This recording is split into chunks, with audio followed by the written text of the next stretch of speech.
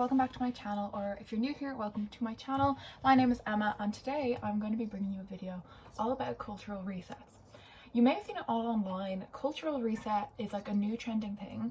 It's actually like the term has been around for ages. I saw the graph of it, like it was kind of popular in like 2004. But it's made a comeback and I just want to make sure that we all know the origins of this, because cultural reset right now we use it as a form of a meme, but it was originally coined well, not originally coined, but like Rose McGowan kind of brought it back into like common use when she was doing an interview on the Me Too movement, which is a cultural reset, and she called it a cultural reset. And I just wanted to point out that that's where it was popularized. That's the video we all see on TikTok. The sound comes from Rose McGowan. It was a cultural reset. It was a cultural reset.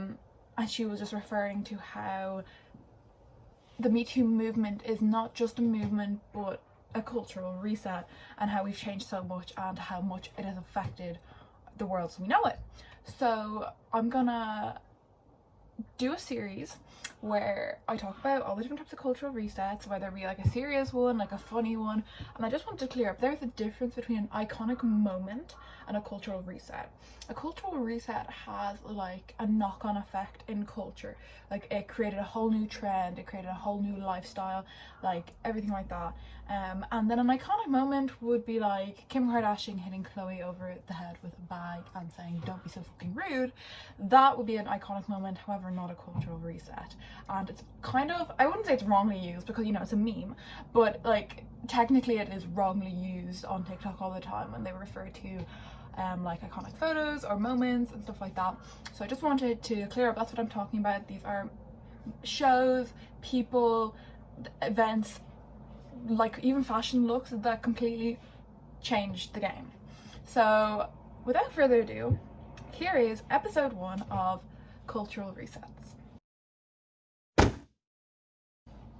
I just wanted to like give dues because I think Skins was the first cultural reset I personally remember like actually being like, wait a minute, this is so different, and it opened so many pathways. Skins was just such a realistic portrayal. You can say what you want about it kind of being like surrealism, but at the base of it all we have a lot of truth and you can't deny it. Like Skins was a cultural reset. It displayed teen lives so realistically. It brought up so many issues that the British media would not talk about. We all know British media was quite conservative, still is to this day kind of conservative, but it was like something that the British media had never seen. A lot of media had never seen, and let me tell you, Irish media were not even close to that. They were not thinking about that. But Skins really just brought to the forefront so many teen issues, mental health being portrayed in media, because we have Cassie, obviously, we have grief, we have everything going on in there. Effie being completely detached from life in series 2, and all that kind of jazz. Like basically it just covered so much. Another really realistic thing about Skins, I think Skins began in 2007, right? So similar time to Gossip Girl. So if we compare these two timelines, we have Skins in, you know, in England, they're all working to lower middle class. We saw a lot of issues, and then we have Upper East Side, New York, socialite lifestyles, and they're obviously so very different. So we have Upper East Side, and then we have Brighton. I should really fact check. Anyway, the differences, let me just discuss. So we see in the Upper West Side, Upper East Side, we see so much glamour, we see so much like outfits, designer, everything.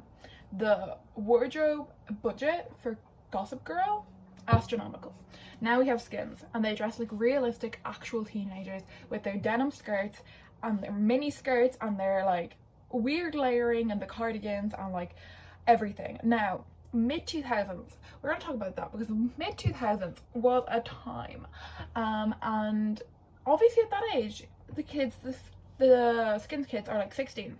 They're not gonna have money. They're gonna have their part-time job maybe, and they're wearing these clothes that are literally so realistic. The amount of layers of the chains and the necklaces and the makeup, let me tell you, the makeup, the cultural reset, and it is still effective to this day. Effie with her literally slept in makeup, we are all like, whoa, I want to be Effie. Obviously I want to be Effie. I want to be Effie.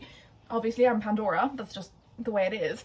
Like, you're either Pandora or Michelle, you're not Effie or Cassie. I'm sorry to break it to you. If you call yourself an Effie or Cassie, you're not. That belongs to a specific brand of girl who is so much more powerful than you or I.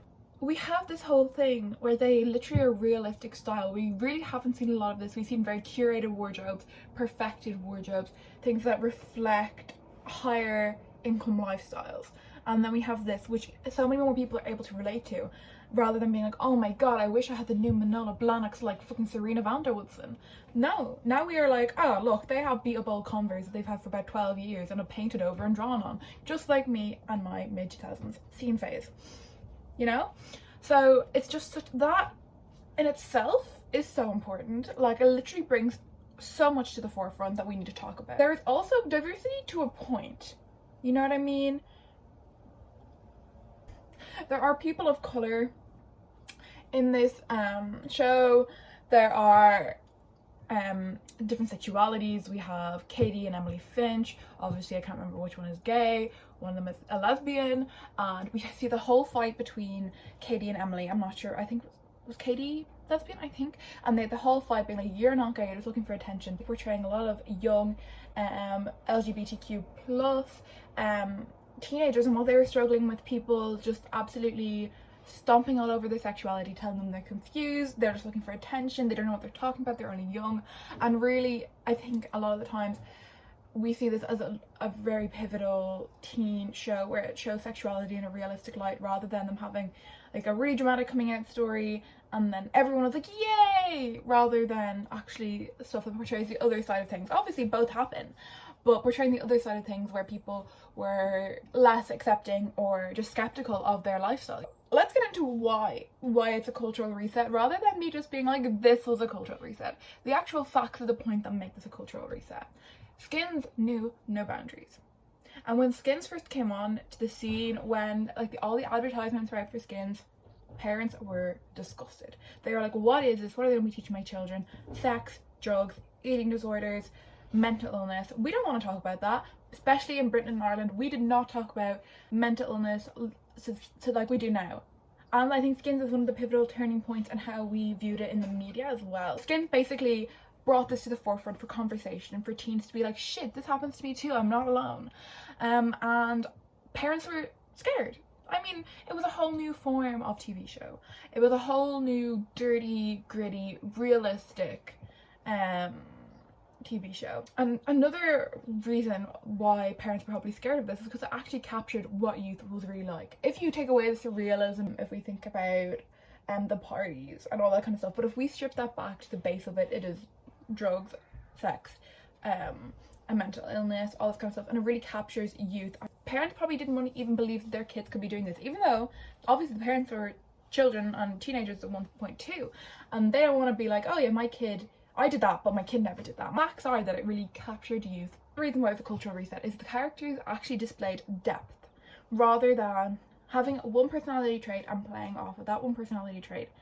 For example, maybe Friends, we have Rachel being like the cool, trendy one, Ross being a nerd, Chandler being sarcastic, Joey being a fuckboy, and Phoebe being kind of not quite there.